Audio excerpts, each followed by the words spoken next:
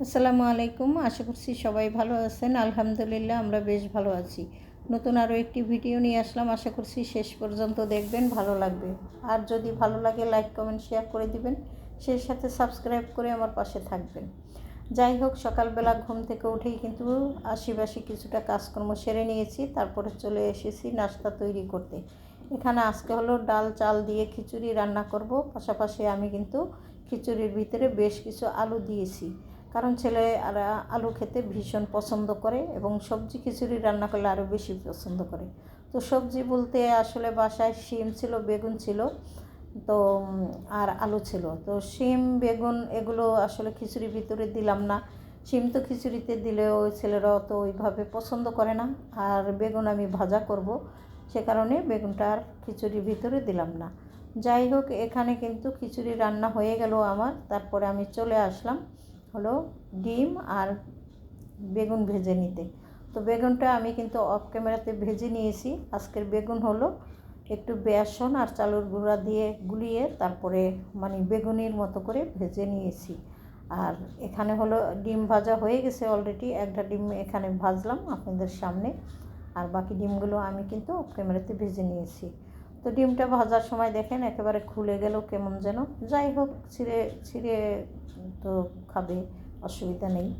তো ডাইনিংয়ে চটজলদি করে খিচুড়িটা দিয়ে দিলাম, কারণ ছেলে অলরেডি বসে আছে, ওর নাকি সময় ওভার হয়ে গেছে। তো যাই হোক, তো একটু তাড়াহুড়া থাকলে কিন্তু হাতের কাজ করতে একটু এলোমেলো হয়ে যায়, সেরকমই হয়েছে। যাই হোক, সবাই ক্ষমা সুন্দর দৃষ্টিতে দেখবেন। আর এখানে হলো আমার সাহেব একটুখানি নিচে গিয়েছিল, তো আসার সময় টুকিটাকি কিছু বাজার এনেছে। তো টুকিটাকি বাজার বলতে একটু শুকনা বাজার আর একটু কাঁচা বাজার এনেছে। তো শুকনা বাজারটা প্রথমে গুছিয়ে নিই, তারপরে কাঁচা বাজারগুলো গুছাবো। তো এখানে এনেছে হলো আটা, আর হলো রিন সাবান, আর মুসুরির ডাল। যাই হোক, ডাল আছে তারপরেও এনেছে। তো এমনিতে হলো সবসময় 3 কেজি করে ডাল আনে, আজকে মধ্যে হয় 2 কেজি ডাল এনেছে। তো কোনো সমস্যা নেই, আমাদের 2 কেজিতেও হয়ে যাবে, বা না হলে পরবর্তীতে আনা যাবে, কোনো সমস্যা নেই। তো যাই হোক, এখানে আমি কিন্তু ডালগুলো ডালের পটের ভিতরে রেখে দিলাম, আর আগের ডালগুলো একটা বাটিতে ঢেলে নিলাম। ভাবছিলাম প্যাকেট সহই রেখে দিব আটা আর রিন সাবান, কিন্তু পরে ভাবলাম যে না, এই হাতেই ঢেলে নিই, তাহলে কাজটা একেবারে সম্পূর্ণ হয়ে থাকে। যাই হোক, এতটুকু ঝামেলা রেখে দিলেও কিন্তু একটা ঝামেলা থেকে যায়। যাই হোক, এখানে আটা তো কেটে নিলাম, এবার রিন পাউডারটা কেটে তারপরে আমি হলো অন্য কাজে চলে যাব। আজকে অনেক কাজ করব চিন্তা ভাবনা করেছি, আর সেই কারণে হলো রিন সাবান এনেছি। কাপড় চোপড় তো অবশ্যই ধুবো, তো কি ধুই না ধুই সেটা তো আপনাদের সাথে শেয়ার করতে পারবো না, তবে অবশ্যই শেয়ার করব। এই তো বাজার এনেছে কাঁচা। এখানে দেখেন, শাক বেচতে গেলে কিন্তু অনেকটা সময় চলে যায়, আর এই কাজগুলো আমি অত বেশি একটা করতে চাই না, কিন্তু সব সময় এই ধরনের কাজ করে থাকি। আর বেগুন তো আমার গোল বেগুন আগের বাসায় আছে, এখন আবার দেখেন লম্বা বেগুন নিয়ে আসছে। তো কি আর করার, এই আজকের টাটকা বেগুনগুলোই ভাজবো, আর ফুলকপিটা রেখে দেব যাতে করে মাছ দিয়ে রান্না করে খাওয়া যায়, বা দেখা যাক কী করি। এখানে শাকগুলো বাছতে কিন্তু আমার অনেকটা সময় লেগে গিয়েছে। তো কী করার, শাক যদি জলদি করে না বেছে রাখি, শুকিয়ে গেলে কিন্তু শাক বাছতে আবার একটু অসুবিধা হয়ে পড়ে। তো শাক বেছে আমি হলো একদম পানিতে একটু ভিজিয়ে রেখে আসছি, যাতে করে বালুগুলো পড়ে যেতে পারে। তারপরে এসেই 3টা চাদর ভিজিয়ে দিয়েছি, এবং আরও একটা চাদর ভিজাবো। তো এখানে বিছানার চাদরটা আমি হলো একটুখানি চেঞ্জ করে দিলাম, আর এই চাদরটা গতকালকে ধুয়ে ভাঁজ করে রেখেছিলাম। তো এই চাদরটাই আবার বিছিয়ে দিলাম, কারণ অন্য চাদর আর নামালাম না, কারণ ঝামেলা মনে হয়, এবং ধুয়ে নিয়ে আমি আবার ঝামেলা করি আর কি, যে কেমন ঝামেলা করি। বিছানার চাদর বলেন, আমার পোশাক আশাক বলেন, 3 পিসগুলো যে আমি পরি, সব কিছু ধোয়ার পরে একটু মার না দিলে আমার আবার ভালো লাগে না। তো আসলে আজকে একটু মেঘলা আকাশ, তাই ভাবলাম যে না, ঘরের চাদরগুলো নামাবো না, এই চাদরটাই যেহেতু কালকে ধুয়েছি, আজকে শুকিয়ে গেছে, এটাই বিছিয়ে দেবো।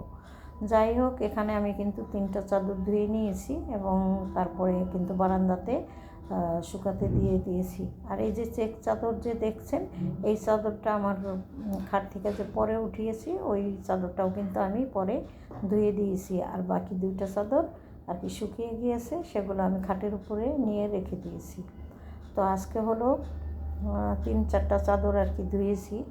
তো অনেক কাজ করেছি। আসলে কাপড় ধোয়াটা এত মুখের কথা না, কাপড় ধুইতে গেলে কিন্তু অন্তত পক্ষে আমি মানে একেবারে খুব অসুবিধায় পড়ে যাই।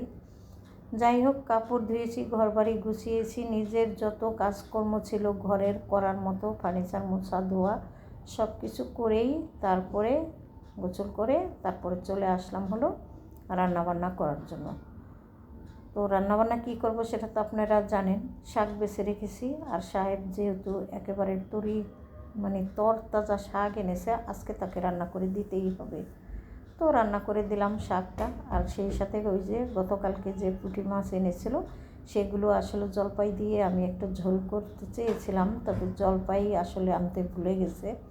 কী আর করার, আসলে নিচে গিয়েছিল শুধুমাত্র জলপাই আনার জন্য, সেই জলপাই আনতেই ভুলে গেছে, টুকটাক এই ধরনের বাজার নিয়ে চলে আসছে। তো কী আর করার, তো মাছগুলো আমি আসলে করকরা ভাজা করে দিলাম।